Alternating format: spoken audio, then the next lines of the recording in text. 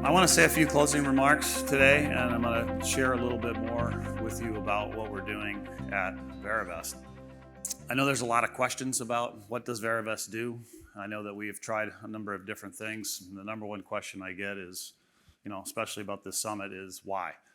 Why do we do this event, and why is Verivest in business? What is it there for? And I would say the number one answer coming out of the Great Recession was that we wanted to help managers up their game, and we wanted to help investors do a better job of making better decisions on the deals that they do. And that was very personal to me.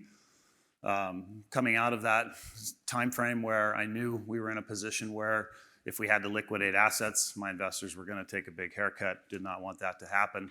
I saw how the structure of the fund impacted what would happen with those investors, and I saw what limitations we had. And it ended up turning us into a company that was trying to help other people do things to become better in this small balance space. And it's really been a journey from that point to get to here. And I'm going to tell you a little bit more about what we're doing these days on some of that stuff. On the summits themselves, I think we've raised about $1 billion, which is a big number. You go to a lot of these events, I talked about it this morning, it's hard to even find an investor, let alone get a commitment from an investor. And to have 7 events that we've helped managers, especially small managers that are not institutional, raise this kind of money has been nothing short of amazing, actually. And it's thanks to all the investors in this room and the people that come through here.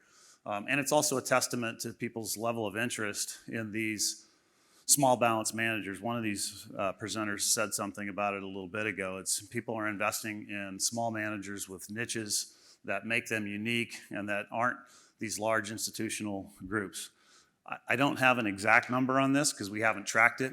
We have not gotten paid based on how much money people invest. That's never been our model. But anecdotally, talking to managers, asking them how they did, asking them what kind of investments they got from those investors, and then knowing a lot of the investors who've put the money in, I think this is a pretty accurate number.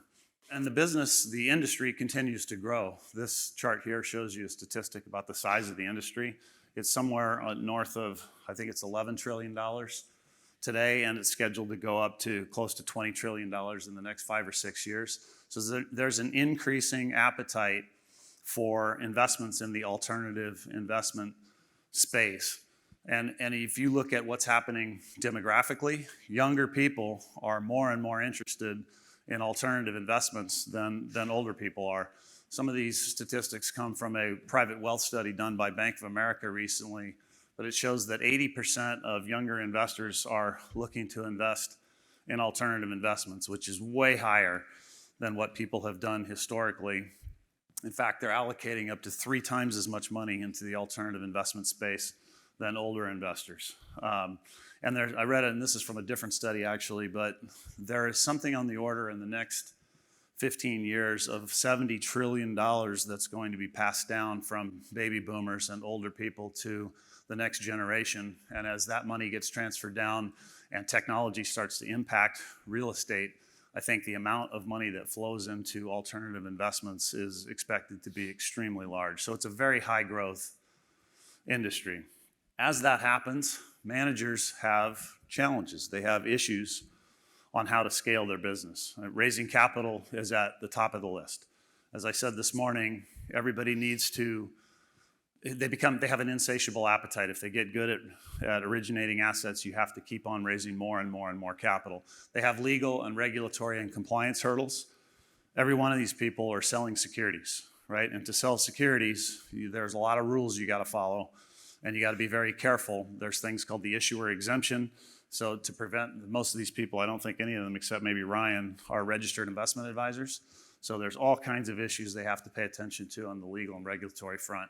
Accounting and reporting is extremely difficult. Small companies have a hard time figuring out how do they produce the information on a regular basis to provide to these investors. And just scaling the operations as a business is incredibly difficult for a small manager to do. On the other side, the investors have challenges as well, right? How do you know who to trust? How do you know how to do real due diligence? Do you have the time or the inclination or the expertise to even begin to do it? And then, as we've talked about a lot today, tracking, monitoring, knowing what's happening in those investments is extremely difficult to do. And one of the biggest issues in private investing is liquidity, right? You're investing in a private security that by definition does not have any ability to be turned into cash in short order. So you're tying up your money potentially for a very long period of time. Trade-off for that, ostensibly, is the return that you're getting, right? But from an investor perspective, liquidity is a big challenge. So there's manager challenges, there's investor challenges. Technology is having a huge impact on this business, and I would argue that it's just getting started in the real estate space. In a lot of ways, I read another study not too long ago that talked about the impact of technology on various industries, and real estate was at the bottom of the list of how technology, or of industries that technology has had an impact on, but it's going to grow significantly. And some of the ways is crowdfunding. Most of you, I'm sure, have seen some of the crowdfunding sites. In my mind, that's really taking, all it's really doing is bringing brokerage online. It really hasn't, in my judgment, metamorphosized the industry, but it's making it more available to more people, which in some ways is good and in some ways is not good. It's starting to bring more and more institutional standards to small balance managers and raising the bar on the requirement for managers. As I said earlier today, 5, 6, 7 years ago, a lot of managers didn't do any reporting. Today, it sort of becomes a requirement, and it's more and more demand from investors that people actually be able to do this if they want to get your money. It does give more options for investors, and I ultimately think you're going to see a secondary market come along for private securities, which will make the investments in these kind of managers and instruments liquid, which would be great from an investor perspective. There's a lot of complexity to being able to do that, but there's lots of people working on that problem right now. I also think you're going to see faster and more streamlined automation of the entire process. And that is starting to happen in a lot of other industries, and I'll talk about that here in a second. So what does all that mean for Verivest, or what are we doing about it?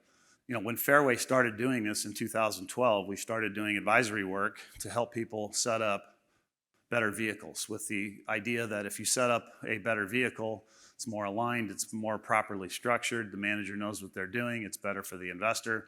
That was where we started. Then we started doing administration, helping people do the back office, the accounting, and so forth. And this was all done on the Fairway side. But Fairway is an asset, is an investment manager, right? And trying to be an investment manager and a service provider doesn't really work. So we kind of transferred all of that over to Verivest and adopted that mission of really trying to help managers up their game and help investors make better decisions. In the process for Fairway, what that means is that we find more managers and we manage money and we raise money and we invest in those people. But for Verivest, what it really meant was, okay, how do we provide these services for these small managers across the United States? I mentioned this morning, my estimate is 50,000. I think that's probably low. Small managers around the country that have a need to raise capital on an ongoing basis and face all these problems that we're talking about. So Verivest has tried a lot of things the last few years, and I think we'll, I'm sure, continue to try new things. But in a lot of ways, we're going to go back and do what it is that we've done best, which really is 3 components to the business model. It's the advisory, the admin, and the investor relations. So on the advisory front, the way that we've done it to date has been, I'll call it old school, right? We do engagements for managers, we consult and advise, help them put information or offerings together in an old school sort of a way. Now we're moving more and more toward automating this entire process. So in the real estate space, everything is done sort of bespoke. People hire lawyers to go off and do the documents. It takes a long time. It costs a lot of money. It is not particularly efficient. So we're developing industry-leading automation right now that will automate the process of allowing people to form real estate entities, both syndications and pooled investment funds. What that partially leads to is better speed, more standardizations of the structures, and cost effectiveness, which will drive efficiencies to both the manager and the investor on each side of the equation. This also feeds into administration. The more streamlined and the more uniform and the more standardized those structures are, the easier it becomes to administer it. Part of the challenge of administration is that if every deal is different and every structure is different, there's sidecars and there's all kinds of different things going on, it becomes more expensive, more time-consuming, more difficult for any administrator to try to track it properly. So the advisory work flows directly into the administration, and by streamlining and standardizing the process, it enables us to provide back office functions that these small managers just have no chance of doing on their own. And then we provide, of course, the automated third-party accounting, reporting, distribution calculations, and so forth. All of this is done with technology. And the third part is the investor relations. If you go on Verivest right now and you log into one of these managers, you can see their opportunity, you can click buttons, and you can go all the way through and you can invest. You can sign the documents, you can go through the entire process electronically right now on that site. There are other places that do this, but doing this on a single sign-on cloud-based platform combined with the advisory and the administration is what it is that we're actively working on developing right now. So what it looks like is this: advisory, admin, investor relations, all wrapped around technology to help streamline the process and make it better for both managers and investors. And all this is in the works right now. I mentioned earlier today, the best comp I would have for this is AngelList, which some of you raised your hand, said you had heard of. They do this quite effectively in the startup space, right? So if startups want to go out and they want to start something, they can go online, AngelList, and it's really become the de facto standard in Silicon Valley for how startups, create their documents and run their cap tables. And from an investor standpoint, if it's been done by AngelList, you know exactly what it is that you've got. You don't have to go review it every single time because it's very, very similar, it's exactly the same. In real estate, it's harder because there's a vastly greater number of structures than there are in the startup space. So I'm not saying it's easy, but I do think that for the majority of offerings, there's a very standard structure that works for most people that makes it simpler for the manager and makes it simpler for the investor. And by the way, I think the latest valuation on AngelList is something like $4 billion. So it's a very lucrative space, and it's not being done in real estate. As you might imagine, this costs a lot of money to execute. You have to have people who conceive of the product, people who design and write the software and the code. We have to have accountants that do the work on the back end, and that's a very human-centric endeavor at this point, although it's getting more and more automated. So far, Fairway capitalized Verivest from the beginning. So the money that came to start this company and run it in the early days all came from Fairway America. Over time, we've taken on a little bit of capital from a few investors on a debt basis, and we recently completed a large infusion of cash. So we're very well capitalized at the moment for this to be able to continue to develop everything that we're talking about, but I fully expect that at some point we'll move up this chain and start looking at additional rounds as we hit certain milestones of the product and roll it out and prove that this can be done in the real estate space. So we're not currently necessarily actively looking for any sort of an A round or a B round, but we are open to talking to people who might have an interest in what we're doing at Verivest. And if you are interested in chatting about any of that further, please contact Darius Cassidy, my partner, principal of the company, acting CFO at Verivest, and been here for 10 years and intimately familiar with everything that we're doing, the lifetime, everything we've ever done, starting from 2012 when we did that very first advisory engagement. Okay, so that's what Verivest is up to. If you're interested, let Darius know. Okay, final comments, and then I won't keep you from cocktail hour any longer. One more thank you to the sponsors. They truly do make it possible for us to put this on. This is not an inexpensive venue, as you can see. Hopefully you like the food. It's not a shitty continental breakfast and a lousy cocktail hour. It's actually good. So thanks to these folks and to all the presenters and to the attending managers. Those are the folks that enable us to put this on and actually make it work. We don't really make any money on this event. It's like our goal usually is if we can break even, we're happy. So I think we actually are going to come close to breaking even on this, but that does not include the time of all the people who made it possible. So I want to say thank you to those people, and especially to Kim Zollinger, who kind of takes the lead on all of this.